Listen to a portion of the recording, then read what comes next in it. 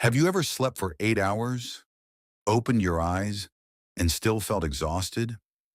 You look at the clock, wonder how it's morning already, and before your feet even touch the floor, you're thinking about going back to bed. It's confusing. You slept. You did what everyone tells you to do, yet your body feels heavy, your mind feels slow, and somehow you're already counting down the hours until the day is over. If that feels familiar, you're not alone. Millions of people wake up every morning feeling exactly the same way, and most of them ask the wrong question. They ask, why didn't I sleep enough? But perhaps the better question is, did I actually recover? Because sleep and recovery are not the same thing. Sleep is when your eyes are closed. Recovery is when your mind finally lets go. And for many of us, that second part hardly ever happens. Think about your morning. Before you've even left your bed, your brain is awake. You check the time. Then your messages. A work email catches your eye. You remember a meeting later. A bill needs paying. Someone still hasn't replied. Within moments, your thoughts have traveled hours into the future. Your body has only just woken up, but your mind has already started working. Imagine asking someone to run a marathon. The second they wake up, it would sound ridiculous. Yet mentally, that's exactly what many of us do every single day. By the time you finish breakfast, your brain has already solved dozens of tiny problems. None of them feels particularly difficult, but together, they slowly drain your energy. Should I reply now? What should I wear? Am I running late? Did I forget something? What needs doing first? These tiny decisions don't feel exhausting until you realize you've been making them non-stop since the moment you opened your eyes. Then work begins. Some jobs are physically demanding, others are mentally demanding, but both can leave you equally exhausted because tiredness isn't just created by lifting heavy things.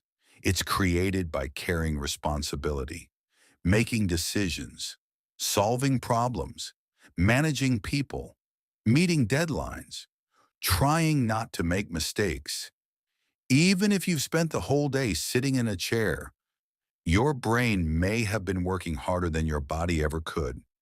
Then something interesting happens. Work finishes, but your mind doesn't. You drive home thinking about tomorrow. You replay conversations. Wonder if you said the wrong thing. Remember another task you forgot. Your body has left work. Your thoughts haven't. And that's where so many people lose the chance to recover. We tell ourselves we're relaxing, but are we? The television goes on. The phone comes out.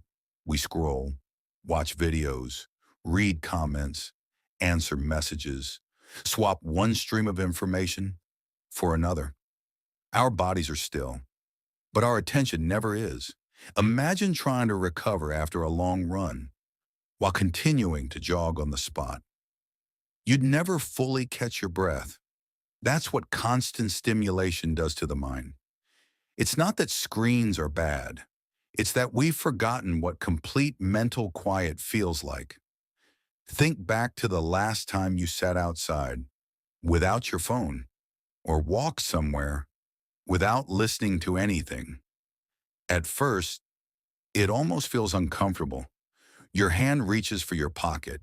You feel like you should be doing something, checking something, listening to something. But if you stay there, something changes. Your breathing slows.